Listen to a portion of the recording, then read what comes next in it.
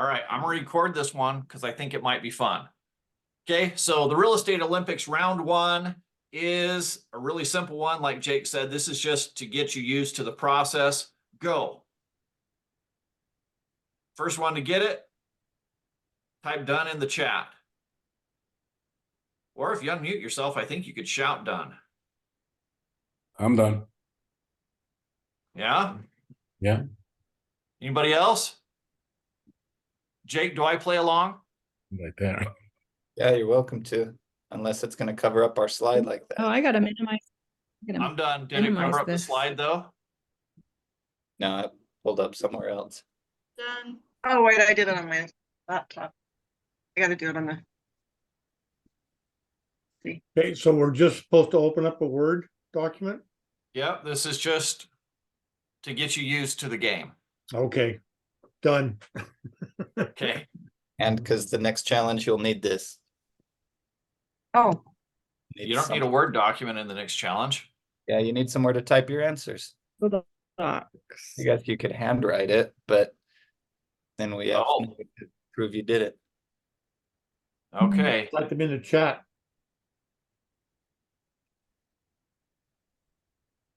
I'm not typing mine. This. Okay. Are y'all ready? You get what we're doing? Sure. Got your computers in front of you? Okay, we're on to our first real challenge. And I'm going to try to play along. So, race to answer the following questions. What is the current median home price in your city county? How have they changed in the last 12 months? Current national average mortgage rate, 30-year fixed and 15-year fixed. How many homes sold in Utah in December? geez. And if I try it and you guys go away. Eric, we're going to see everything you're doing. Give us all the answers. Yeah, Our slide. If I go to settings, do you see settings now? Nope. So that didn't change it. I don't know how to, I can't get off of Google though. Sorry, I am using new technology. I gotta go get my tablet so I can do this on my tablet.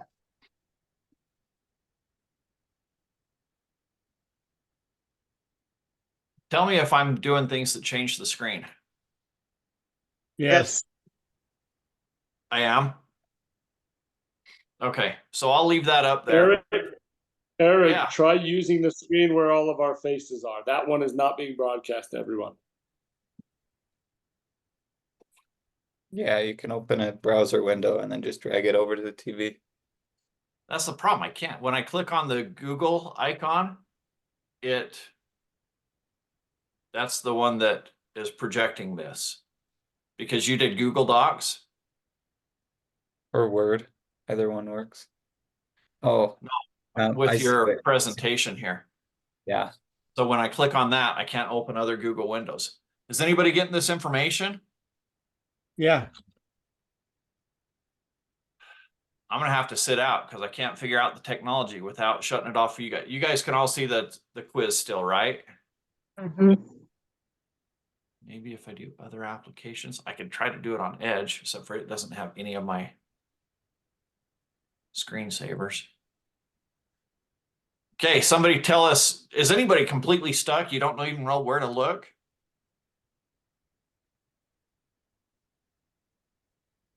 Nobody's going to. 3,248 properties sold in my area, December. In Utah? Are we doing Utah? Let's see. 2562. Hmm.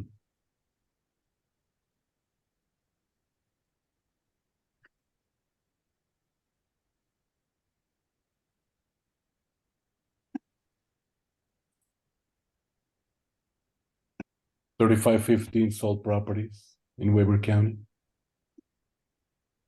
Do we have a current national average mortgage rate? Yeah. 417. Okay, Marvin's got number 3. He was the first one for number 3. Who's got number 1? I've got number one from my area. Current median home price in your city or county? Yeah. 500,981. Okay, we'll do it this way. I think this way is working out really well. Instead of typing it in, just call it out when you get the answer. And then, okay, Rick, you got number one. How did you find that? I went to Google and typed in what is the median home price in Tooele. You Googled it, huh? I Googled it. How accurate is that information? It's hard to say, but I would say fairly accurate. Okay, who else? I went on the MLS. You went on, Quick interjection for Rick. I pulled up the stats from the UAR. The average sales price in Tooele is 425. is that the median? That's the average. The median's 415. So both of those are way under. Okay, well, that's the purpose of this. So you went to UAR? Yeah. Okay. So that is Okay. going to be more current than Google. Probably. Okay, so that's one place you can go. You can go to the UAR.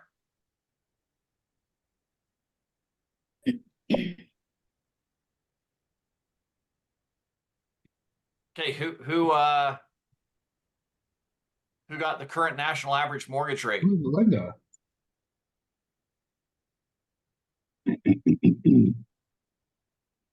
But now I'm hesitant to say because Jake's gonna You're just- prove me wrong. You're just Googling.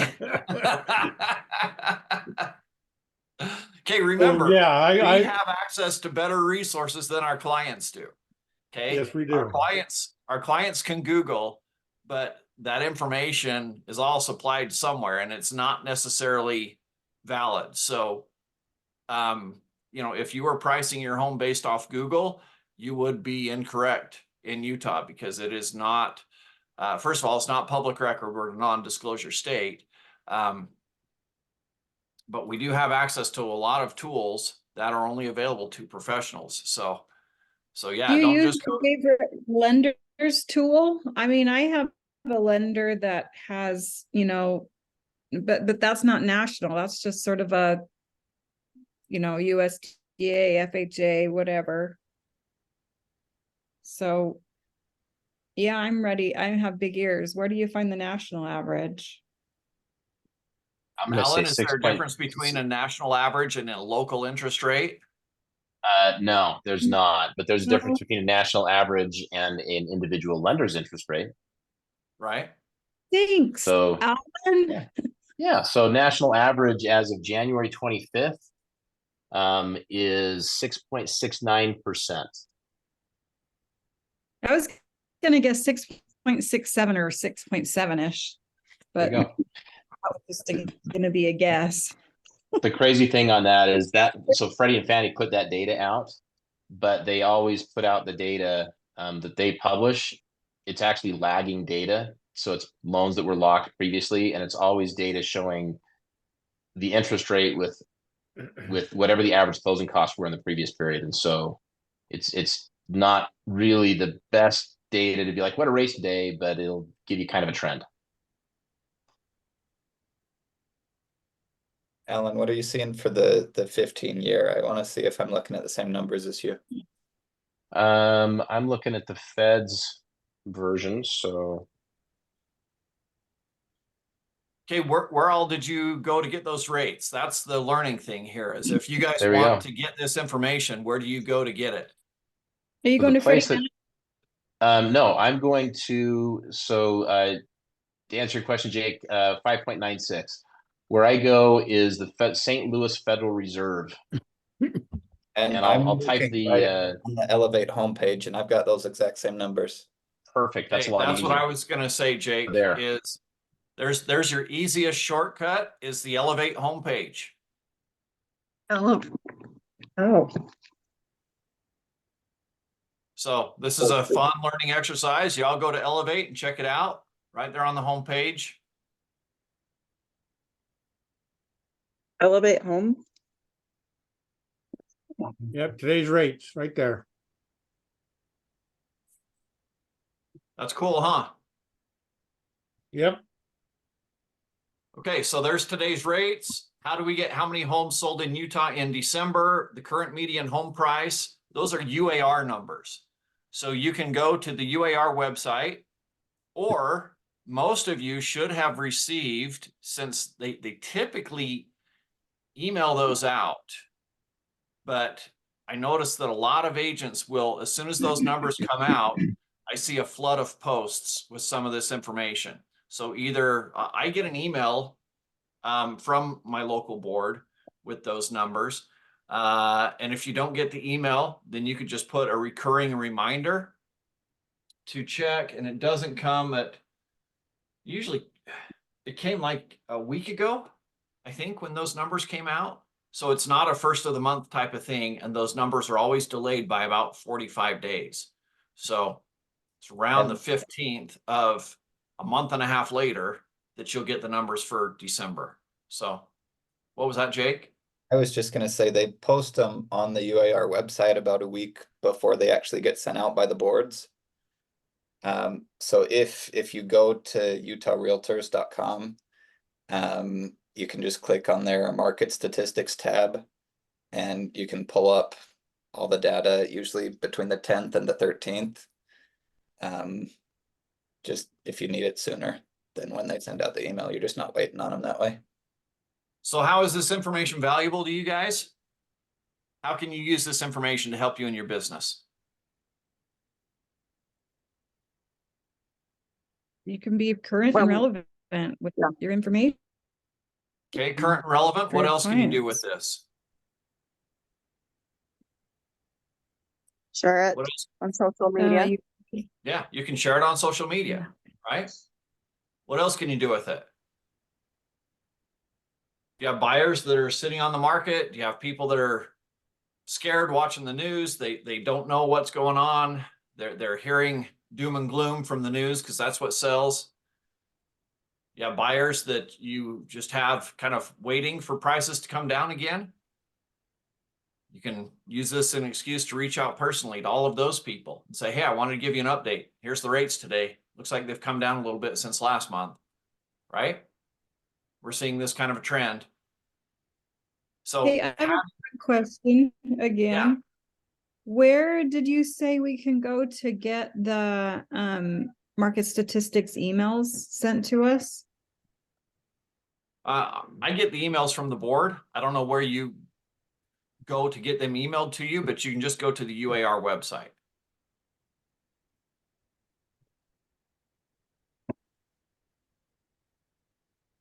And again, I guess we're not quite through at January. So they're about a month late coming out. 3 weeks late to a month late when those numbers come out. Yeah. Okay, so there's lots of things you can do with this information. This was a good first exercise here, knowing where you can go to get this information quickly and easily, and some of the different things that you can do with it. So ready for the next challenge? Yeah. Okay, here we go. I wanted to see how accurate our sales statistics were on the last slide for how many in the state of Utah. What was that number you guys came up with?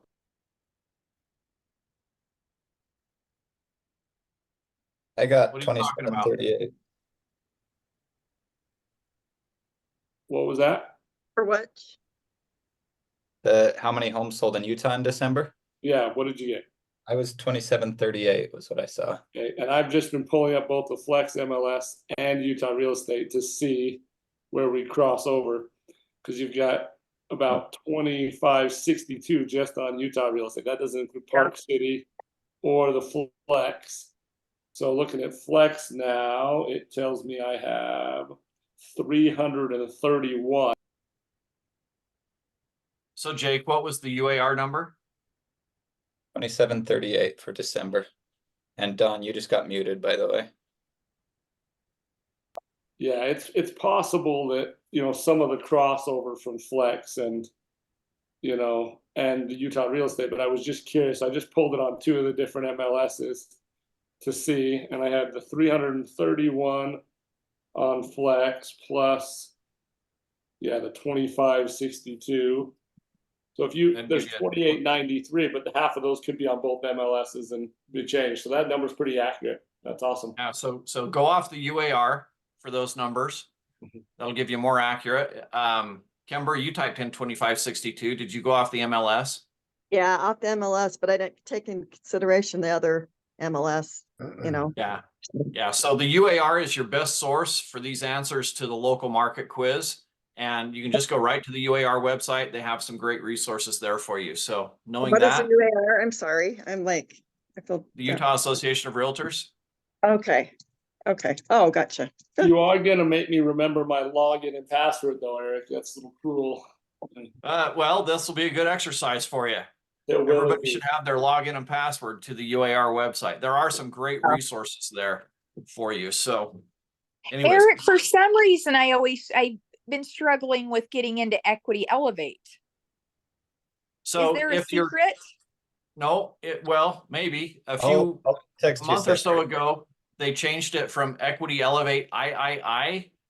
Uh-huh. And if you're still typing in the III, that will fail. So you just type in equityelevate.com and your login will work.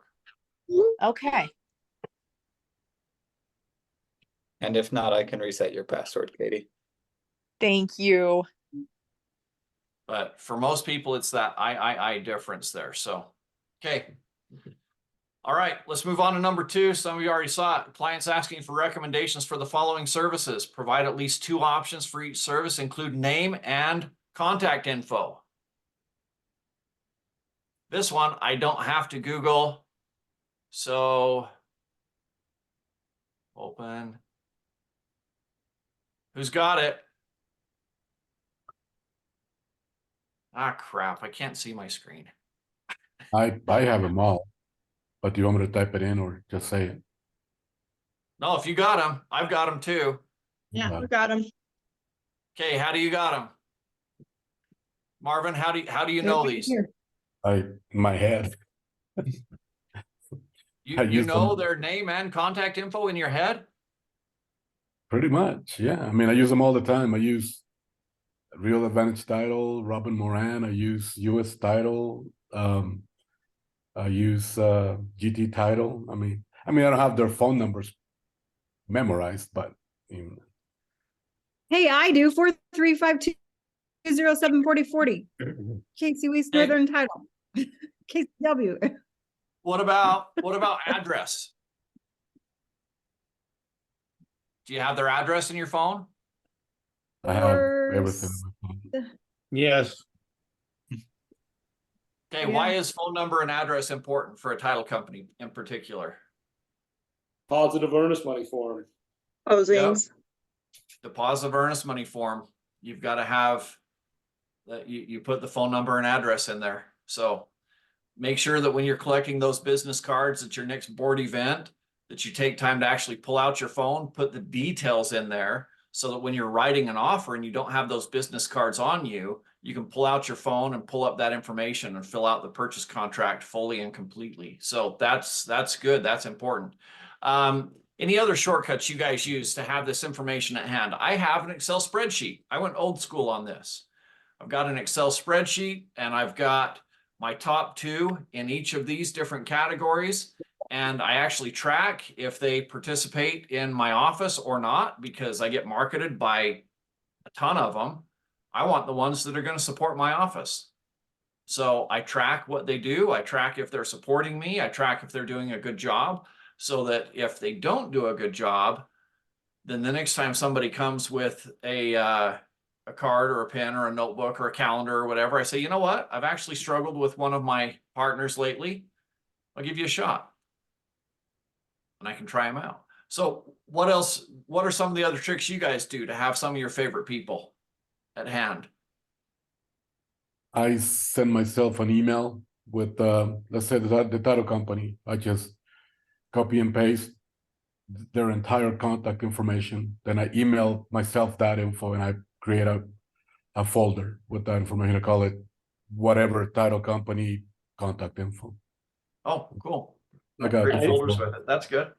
I make it a point to save in their first, last name, business, and what their job title is on anybody. And that's saved me a ton over the years, just being able to have that. I can search by home inspector, I can search by title, lender, have everything I need to know. Yeah, and it helps. You don't know how many people have referred me someone, and then I say, oh yeah, that's so and so, and I name off their first and last name, and they're like, oh, I never knew their last name. I had them saved in my phone as X, right? Yeah. But when we know their last name, it means a lot to them too. So Yeah. That's good. And what I save, I also use when I'm saving their business, I save how I think of them. So rather than save Alan as CFG Home Loans, it would be CFG Home Loans lender. Because then I can do a search for lenders, or I can do a search for attorneys or whatever. And I think, how would I look this person up? And if it's a lender or an attorney or whatever, I'm looking up attorney, because sometimes I'll remember a piece of their name or a piece of their business or just their occupation, just the general thing. And I can look them up that way. But so you're those are saying just what you feel about us, Eric? What is next to my name in your phone? I just really want to know. We just don't use that favorites. language on a Zoom call. Just, I have a favorites group, Donald, and it's got a heart. Oh, yeah. So- And it wasn't by my name, is what you're trying to say. I see. Okay. This is a good one to have handy, you guys. So make sure that you've got these saved in your phone or some other place. It is a good idea to be working with them. One of our challenges from our last group, our mastermind group, was to get some feedback. And we talked about getting feedback from some of these guys. So keep a record of who you're working with, and better yet, keep a record of how they're working with you. Because if you're like me, you get inundated by people. Every board event I go to, I get marketed to by people. I want to see, I want to have a couple that I know do a really good job, and not just a collection of business cards that may or may not be good for me. So keep a record of how they do for you, and actually track those. Treat it more like a business. Okay, ready for challenge number 3? Write a full rep sheet. Okay, here's the terms of the rep sheet. You got to write a rep sheet. All cash buyer. He's interested in purchasing the property. There's an address there. It's owned by Beth and Jerry Smith. That's the seller. They've proposed an offer of $690 with an earnest money deposit of $15,000. We're going to pretend that we're not actually talking with the client. We've already had that discussion, and these are the exact terms that we've agreed on. So $15,000 earnest money, no home warranty.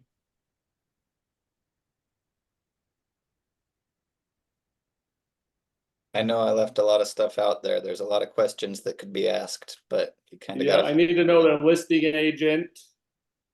And is this a limited agency situation, Jake? Nope.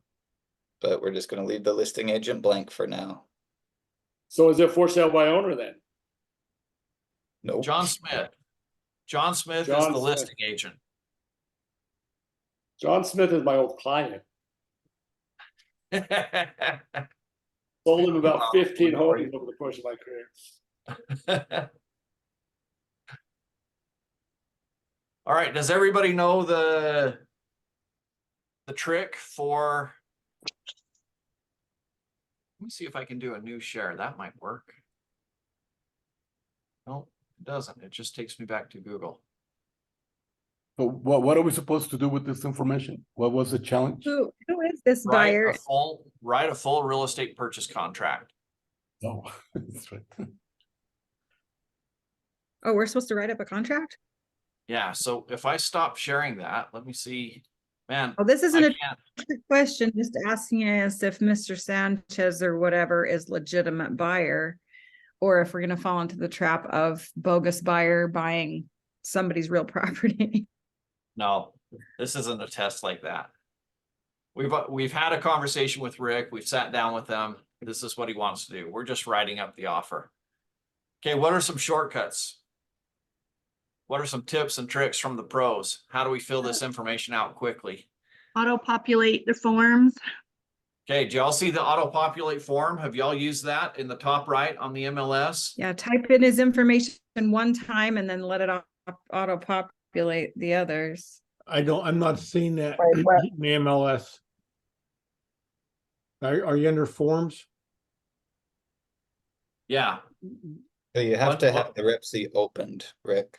Okay, that yeah, makes once a you've, difference. once Thank you've you. pulled up the forms. Now, the interesting thing about this is if you forget a form, like for example, you forget the deposit of earnest money addendum, and you go back and add it in later, it doesn't auto-populate. You'll have to go back in and add that information. So if you can remember all the forms that you need up front and add all of those forms to your packet and then create your packet, then you can auto-populate the forms and it will fill them all in all the way throughout. So that is one of the quickest ways to just get through some of the drudgery, I guess. By the way, this auto-populate does not replace your need to know the contract and actually read through the contract. All it's doing is filling out the address and the client's name on everything. You can also auto-populate an MLS number, and that will help with the agent's name and brokerage number. By the way, why do we need an agent's name and brokerage number? Does anybody know? Is that important information? Ask the anybody question know? again. Does anybody know why we have to put the agent's name and brokerage number in there? Well, it's a legal document and you have to have somebody to be able to reference to. Okay, Isn't it title? Title uses that to attach and send out, but what other reasons, Eric? it's actually state law. Yeah. It's actually in state law now that the brokerage and the number, the license number, needs to be referenced. So they changed our form. When they made that change to the form a few years ago, that was in reference to a state law change with that requirement. So yeah, it does help in several different ways, but it was actually changed because it's in state law.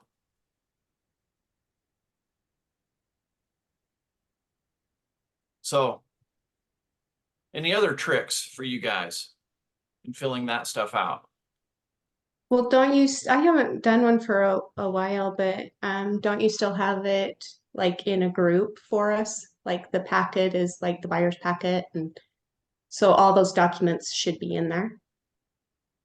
Or what All we those should documents, put. there's a checklist Yeah, the with all the checklist. forms that you need, and there's a folder with all of those forms in that checklist. So it is all available to you, but you still they're- have to know where to find all They're that. not always updated, right? I mean, that's the most updated are on the MLS. Yeah, I encourage agents to fill out the purchase contract off of the MLS, not off of .loop. Because occasionally when forms are updated, they're posted first to the MLS, and sometimes it can take an entire month for .loop to get them updated. So we want to make sure we're always using the latest sample. Okay, did that help anybody out? Yes. Rick? Yep. That helped you seeing that auto-populate there? Yeah. Okay, let's move on to our next challenge.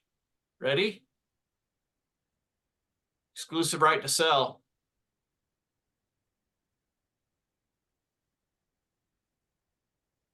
So fill out an exclusive right to sell agreement.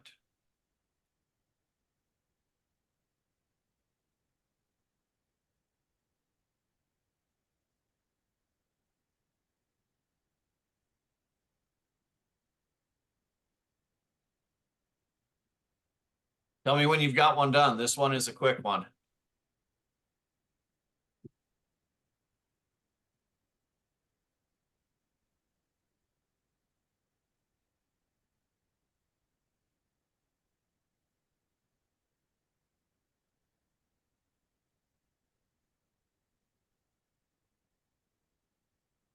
Do we have a property address, Eric? What are we using?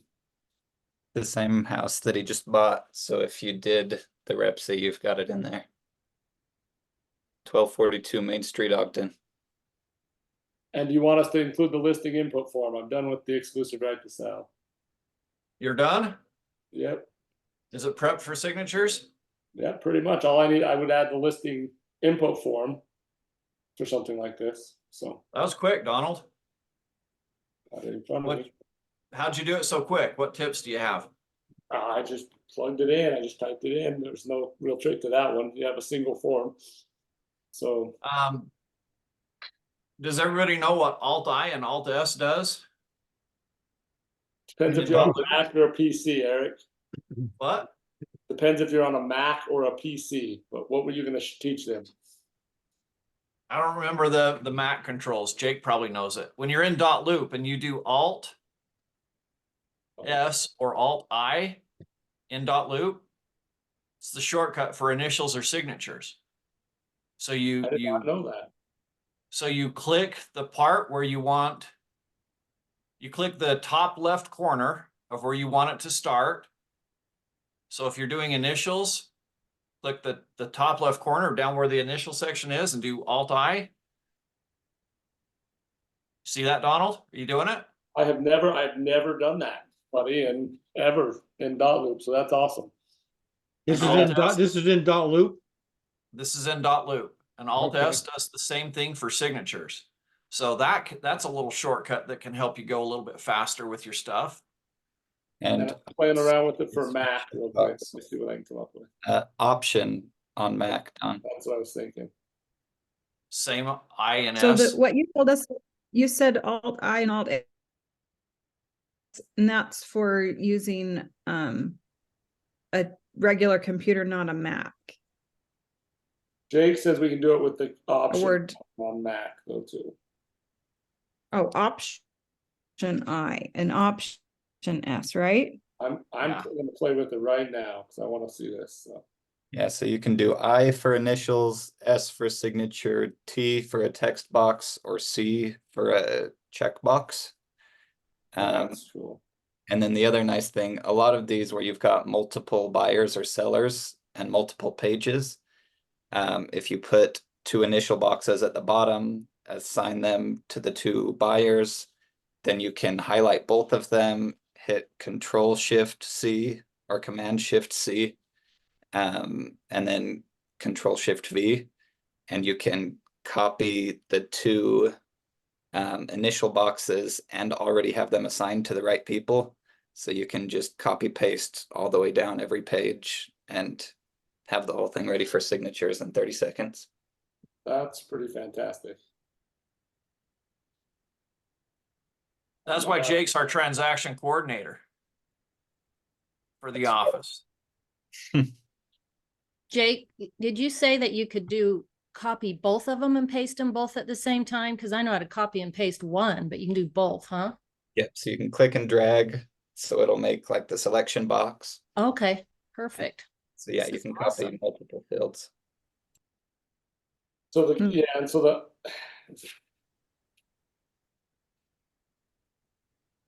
huh. Yeah, I love that. That's fantastic. And it is, yeah, the option. I love that option I. And now, and the trick is you click first, then you do the option I, and then you just drag it to where you want it. So yeah, I mean, that's cool though. That's what. Yeah, click in the top left corner of where you want to place it. Then you click Option I, and that'll be the top left corner of your box. Okay, so that's the key too, is the top left. Place Yeah, in the top left. You can Yeah. drag it and move it around after that, but you don't need to if you just But click where you but want if to you go. click the right spot initially, top left, that's really fantastic. Yep. Yeah, love that. Thanks, Jake. Yeah, Yeah. that just saved me a ton of time, brother. That's fantastic. Yeah, that's nice. And take back all those things we said about you, Jake. Appreciate that. Okay, moving on to challenge 5. That was a good one. We learned some stuff. Fully prep a listing and UC packet in dot loop. Link documents, but make sure you have all the required documents in the correct order in the loop. Do you all know where to go for this? Yep. I'll be the no. Jake, can I allow a screen share? Yeah. Okay, can you share your screen and You want me to share it? yeah, Okay. Share, I'll stop sharing. You share. share this one. Share. Okay.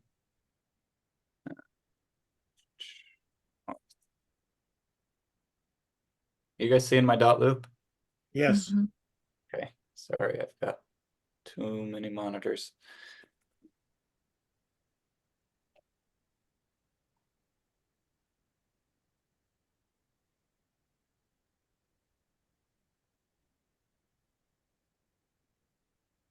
So let's see. Listing. Listing. So click add document here, come into the templates, and then the equity listing forms. And the most important thing is just this checklist. Because I mean, you can kind of memorize the checklist after you've done it a couple times. But not everything you'll need for this loop is actually in here. So that's why you want the checklist. And maybe I should spend a couple hours and reorganize this. So we can just pull in the whole loop. Input form, do need that.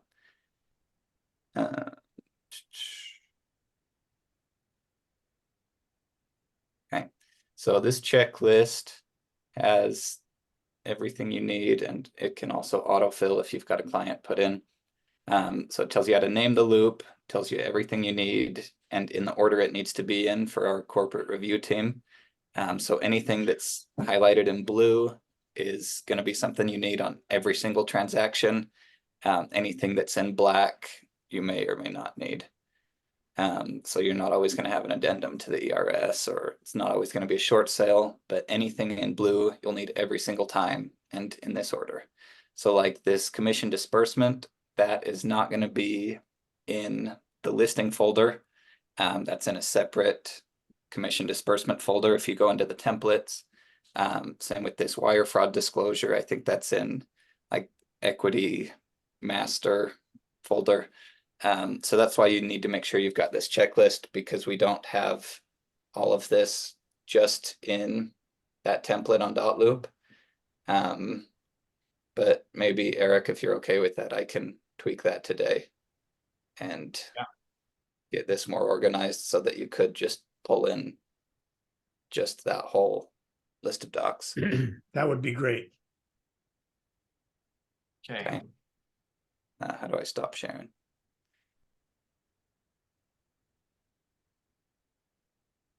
All right, and I'll go back to share my screen. So let me let's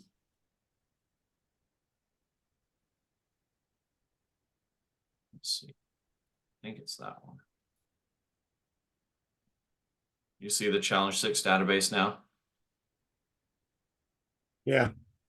Yes. Okay, sorry, we went on actually. So one of the things that I do on this one, a little shortcut, is I'll actually print out that checklist, because if I'm going to the checklist and saying, okay, what's next? Then I have jump back to the templates and find that form, because I can only remember one form at a time. And then I add that one, and then I'm jumping back and forth. It's a pain in the butt. So I'll print out that checklist. Just remember that that checklist will change occasionally. And so if I've got a printout, I need to make sure that I'm still opening and looking at the checklist that I downloaded in my loop, and making sure that it's accurate. So make sure that you keep an updated checklist printed out. But if you've got that printout, then you can go to the templates and just scroll down and say, okay, I need this one, I need this one, and you can just add them all in over to what you have. Now, some brokers have chosen to, like when you create a buyer file, it grabs every form and automatically pulls them in. And then you have to go in and you have to say, well, in this transaction, I'm not using this form and I'm not using this form, and you're archiving a whole bunch of stuff. And so to me, it's sixes. And I've chosen for my office to not automatically autofill that loop with all of the forms, because I can set it to that. And then you have to know which ones to get rid of, and it clogs up your archived files. So if you're actually doing a search for anything archived, then it's a mess to find, because you've got a whole bunch of unused forms in there. So the route that I've chosen to go is to just, go off that checklist and know which folder to go to. And most of the forms, not every one of them, there's a couple forms in there, as Jake said, that you're, like the commission disbursement, there's a folder just for the commission disbursement forms. So if you get in there a little bit and play around like we're doing with our challenge here, then you find that out. But that's my best shortcut. Does anybody have a better shortcut for that than just having a printout and then holding it up and going down through your list? I just open it up in a separate tab. So I have Okay. that loop open on one side with the checklist, and then I have it on another tab. So I'll just do it that way. And Okay. I kind of do the same thing. I print it out to a PDF and then just open up the PDF on another screen. That's good. The other thing you can do, if you see at the top right where you've got your profile and just to the left of that is templates, you can make your own custom templates. So you can make your own folder and pull in all these documents and make a template that you'll reuse every time. So if you've got any of your own stuff,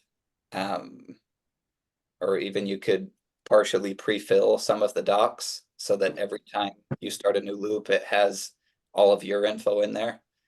So there's a lot of pre-customization you can do, and then just use your own template loop every time. That's how I do it. Is it? Yeah, I have one for buyers, one for the listing, and one for the buyer side. Cool. The whole, all the documents are on it, just transfer them to the new loop. Cool. Good job, you guys. Okay. Database. Add Rick Sanchez to your CRM. Make a note in there, his contact information, and schedule a reminder to text and email him in 30 days.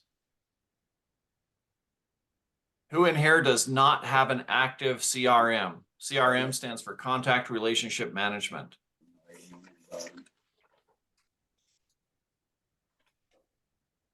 Be brave. Tell me if you don't have one. Oh, Okay, I gotta do that.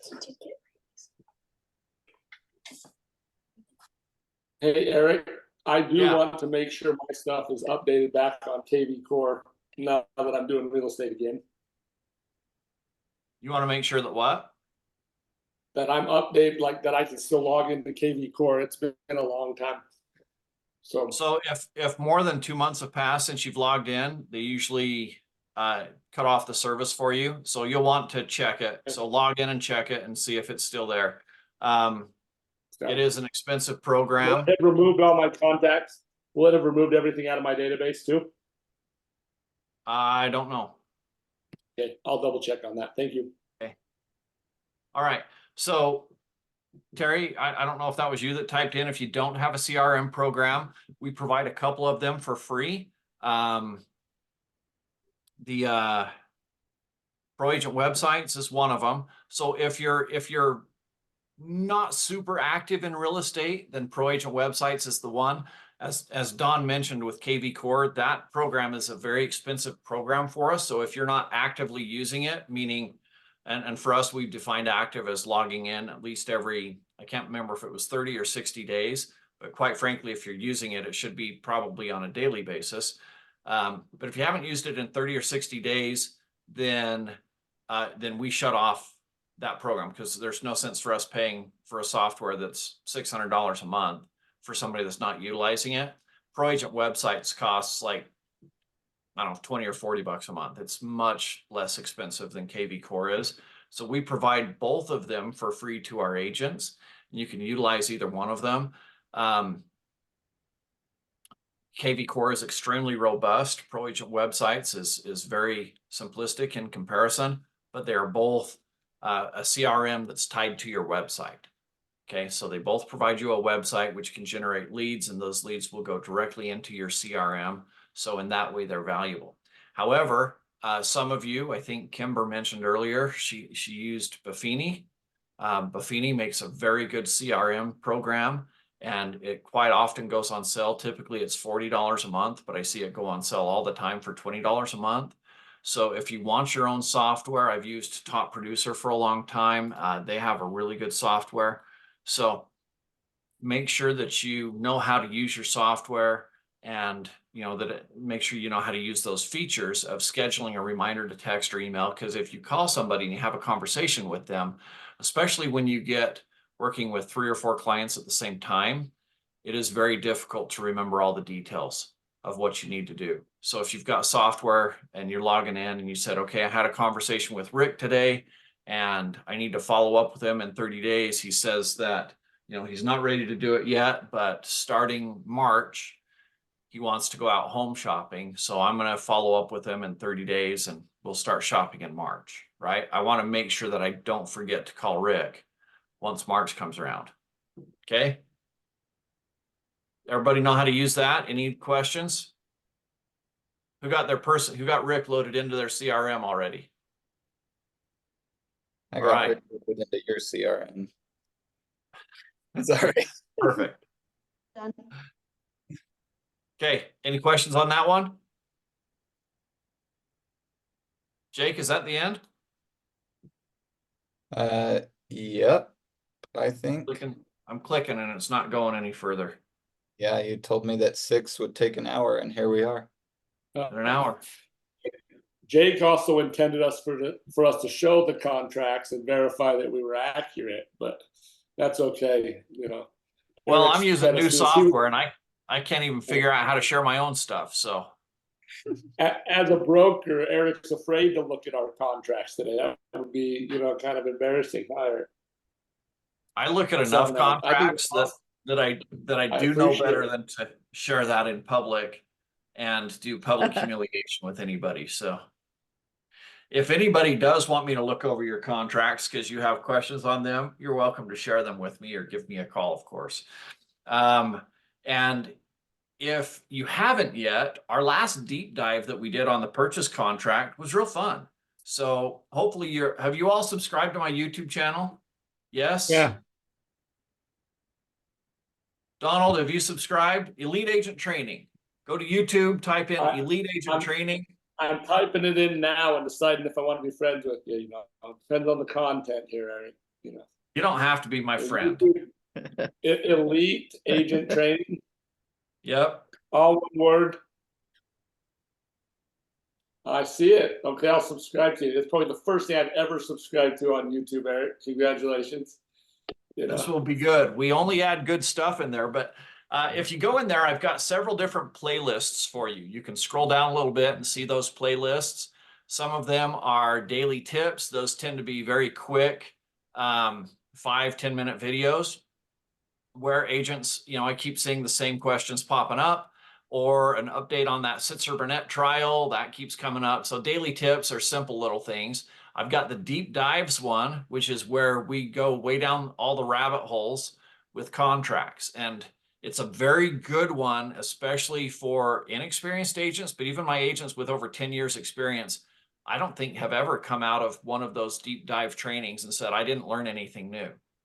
So this last one that we did, we had several agents on there that had been on for a long time, and we all learned something new every time we go down those deep dives, because we're talking about real things. I mean, it looks like a really simple contract, but when you understand all of the layers behind it, what goes on behind the scenes, the lawsuits that can come from simple mistakes that agents make all the time, it makes for a good deep dive. So, Jake, how are you doing that stuff?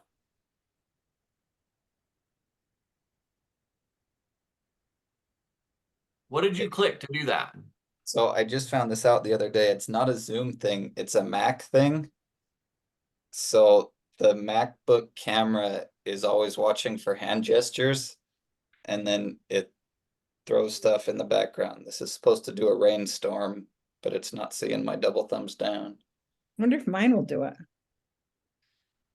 You guys, bunch of nerds. Yeah. How did you get the balloon? Oh, you did hearts? Mine won't work. I'm on an iMac, and iMacs apparently don't like it. So, wow. You're so fancy. It's going to be embarrassing now to have Jake on Zoom meetings. I know, it's not fair. It's more embarrassing for me if I'm doing these stupid hand gestures and nothing happens and everyone's just We expect all this magic. yeah. Donald, the other thing that I have on that channel is the training. And so the trainings that I do Thursday, I've got different versions of those recorded. Sometimes I'll totally deviate from a regular one? And if so, I usually record the new version and add it there. So it's a good one to subscribe to and check out. Even just playing it in the background or something, especially those deep dives, it's a good one to play in the background because everybody tends to learn a little bit. And I'll get agents that'll watch those and make comments on them as well. And that helps me know what type of content to provide to you. But it's a really good way to reach out in a very busy world and still train people that maybe can't take the time that we have today to be on here. So if you can't be on here every Tuesday, that's okay. There you go, Jake, you figured it out. If you can't be on here every Tuesday, that's okay. Just make sure and watch those. And with that said, I think I can stop recording.